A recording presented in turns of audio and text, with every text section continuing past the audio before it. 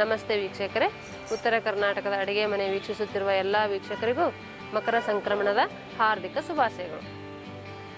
ಮಕರ ಸಂಕ್ರಮಣದ ಪ್ರಯುಕ್ತ ಇವತ್ತು ನಾನು ಮಾಡಿ ತೋರಿಸುವ ರೆಸಿಪಿ ಉತ್ತರ ಕರ್ನಾಟಕದ ಸ್ಪೆಷಲ್ ಗೋಧಿ ಹುಗ್ಗಿ. ಗೋಧಿ ಹುಗ್ಗಿ ಮಾಡಲು ಬೇಕಾಗಿರುವ ಸಾಮಗ್ರಿಗಳು: ಮೊದಲನೇದಾಗಿ 1/4 kg ಗೋಧಿ.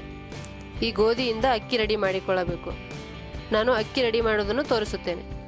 ಸ್ವಲ್ಪ ನೀರನ್ನು ಹಾಕಿ ನೆನೆಸಿ. ಈಗ ನಾನು ಸ್ವಲ್ಪ ನೀರು ಹಾಕಿ ನೆನೆಸಿರುವಂಥ ಗೋಧಿಯನ್ನು ಮಿಕ್ಸಿ ಜಾರಿನಲ್ಲಿ ಹಾಕಿ ರುಬ್ಬುತ್ತೇನೆ.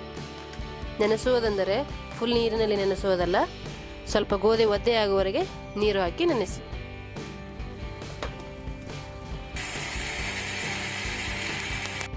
ಸ್ವಲ್ಪ ಸ್ವಲ್ಪನೇ ಗ್ರೈಂಡ್ ಮಾಡುತ್ತಾ ತೌಡು ಬರುವವರೆಗೆ ಮಿಕ್ಸಿ ಮಾಡಿ. ಈ ರೀತಿ ಗೋಧಿಯಿಂದ ಅಕ್ಕಿ ರೆಡಿ ಮಾಡಿದ್ದೇನೆ. ನಾನು ಮಿಕ್ಸಿಯಲ್ಲಿ ಸ್ವಲ್ಪ ನೀರು ಹಾಕಿ ರುಬ್ಕೊಂಡು ಸ್ವಲ್ಪ ಆರಿದ ಮೇಲೆ ಕೇರಿ ತೌಡೆಲ್ಲ ತೆಗೆದು ಗೋಧಿ ಅಕ್ಕಿ ಮಾತ್ರ ಇಟ್ಟಿದ್ದೇನೆ. ಇದು ನೀವು ಮನೆಯಲ್ಲಿ ಕೂಡ ಮಾಡ್ಕೋಬೋದು, ಇಲ್ಲಾಂದರೆ ಮಾರ್ಕೆಟ್ನಲ್ಲಿ ಪಾಲಿಸ್ ಗೋಧಿ ಅಂತ ಸಿಗುತ್ತೆ, ಅಂದರೆ ಗೋಧಿ ಹುಗ್ಗಿ ಅಕ್ಕಿ ಅಂತ ಸಿಗುತ್ತೆ. ನೀವು ಮಾರ್ಕೆಟ್ನಲ್ಲಿ ತಂದು ಮಾಡ್ಕೋಬೋದು. ಬೆಲ್ಲ, ನಾವು ಗೋಧಿ ಅಕ್ಕಿಯನ್ನು ಎಷ್ಟು ತಗೊಂಡಿರ್ತೀವೋ ಅದೇ ಪ್ರಮಾಣ ಬೆಲ್ಲವನ್ನು ತೆಗೆದುಕೊಳ್ಳಬೇಕು. 1 ಟೇಬಲ್ ಸ್ಪೂನ್ ಉಪ್ಪು, ಚಿಟಿಕೆ ಏಲಕ್ಕಿ ಪುಡಿ, ಸ್ವಲ್ಪ ಒಣ ದ್ರಾಕ್ಷಿ, ಸ್ವಲ್ಪ ಬಾದಾಮಿ, ಸ್ವಲ್ಪ ತುರಿದ ಒಣ ಕೊಬ್ಬರಿ, ಸ್ವಲ್ಪ ಗಸಗಸೆ, ಸ್ವಲ್ಪ ಗೋಡಂಬಿ, ಡ್ರೈ ಫ್ರೂಟ್ಸ್ ಫ್ರೈ ಮಾಡೋದಕ್ಕೆ 2 ಟೇಬಲ್ ಸ್ಪೂನ್ ತುಪ್ಪ. ಗೋಧಿ ಹುಗ್ಗಿ ಮಾಡುವ ವಿಧಾನ: ಮೊದಲಿಗೆ ಸ್ಟವ್ ಮೇಲೆ ಕುಕ್ಕರ್ ಇಟ್ಟು 4 ಗ್ಲಾಸ್ ನೀರನ್ನು ಹಾಕಿ ಕಾಯಿಸಿ. ಗೋಧಿಯಿಂದ ತಯಾರಿಸಿದ ಅಕ್ಕಿಯನ್ನು ನಾನು ಹಿಂದಿನ ದಿನ ರಾತ್ರಿ ನೆನೆಸಿಟ್ಟಿದ್ದೇನೆ. ಈ ನೆನೆಸಿಟ್ಟಿರುವ ಅಕ್ಕಿಯನ್ನು ಕುಕ್ಕರ್ನಲ್ಲಿ ಹಾಕಿ 4-5 ವಿಜಿಲ್ ಕೂಗಿಸಿ. ಈಗ ಈ ರೀತಿ ಗೋಧಿ ಅಕ್ಕಿ ಬೆಂದಿರುತ್ತದೆ. ಬೆಂದಿರುವಂಥ ಗೋಧಿ ಅಕ್ಕಿಗೆ 1 ಟೇಬಲ್ ಸ್ಪೂನ್ ಉಪ್ಪನ್ನು ಹಾಕಿ ಚೆನ್ನಾಗಿ ಮುಗಿಸುತ್ತೇನೆ.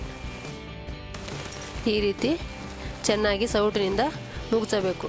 ಗೋಧಿ ಹೊಟ್ಟೆ ಒಡೆದು ಮೆತ್ತಗಾಗಿರಬೇಕು. ಹುಗ್ಗಿ ಮುಗಿಸಿದ ನಂತರ ಬೆಲ್ಲ ಹಾಕಬೇಕು. ಗೋಧಿ ಪ್ರಮಾಣ ಎಷ್ಟು ತಗೊಂಡಿರ್ತೀವೋ ಅಷ್ಟೇ ಪ್ರಮಾಣ ಬೆಲ್ಲವನ್ನು ಹಾಕಬೇಕು.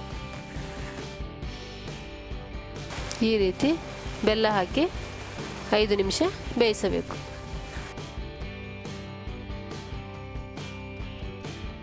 ಈಗ ಇನ್ನೊಂದು ಪಾತ್ರೆಯಲ್ಲಿ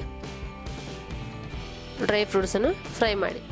1 ಟೇಬಲ್ ಸ್ಪೂನ್ ತುಪ್ಪವನ್ನು ಹಾಕಿ, ತುಪ್ಪ ಕರಗಿದ ಮೇಲೆ ಬಾದಾಮಿ ಹಾಕಿ, ಸಣ್ಣಗೆ ಕಟ್ ಮಾಡಿದ ಗೋಡಂಬಿ ಹಾಕಿ, ಸ್ವಲ್ಪ ಒಣ ದ್ರಾಕ್ಷಿ ಹಾಕಿ, ಈ ರೀತಿ ತುಪ್ಪದಲ್ಲಿ ಡ್ರೈ ಫ್ರೂಟ್ಸನ್ನು ಬ್ರೌನ್ ಆಗುವವರೆಗೆ ಫ್ರೈ ಮಾಡಿ. ಸ್ವಲ್ಪ ಗಸಗಸೆಯನ್ನು ಹುರಿದುಕೊಳ್ಳಿ. ಇದು ಸ್ವಲ್ಪ ಬಿಸಿ ಆದಮೇಲೆ ತೆಗೆದುಬಿಡಿ, ಬೇಗ ಸೀದೋಗೋ ಸಾಧ್ಯತೆ ಇರುತ್ತೆ. ಸ್ವಲ್ಪ ಒಣ ಕೊಬ್ಬರಿಯನ್ನು ಸ್ವಲ್ಪ ಹುರಿಯಿರಿ. ಈಗ ಹುಗ್ಗಿ 5 ನಿಮಿಷ ಕುದ್ದ ನಂತರ ಮುಂಚೆ ಕರೆದಿಟ್ಟಂಥ ಡ್ರೈ ಫ್ರೂಟ್ಸನ್ನು ಹಾಕಿ,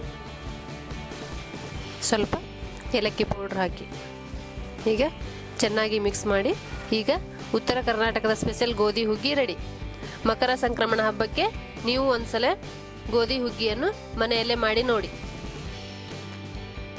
ಈಗ ಉತ್ತರ ಕರ್ನಾಟಕದ ಸ್ಪೆಷಲ್ ಗೋಧಿ ಹುಗ್ಗಿ ಸವಿಯಲು ರೆಡಿ.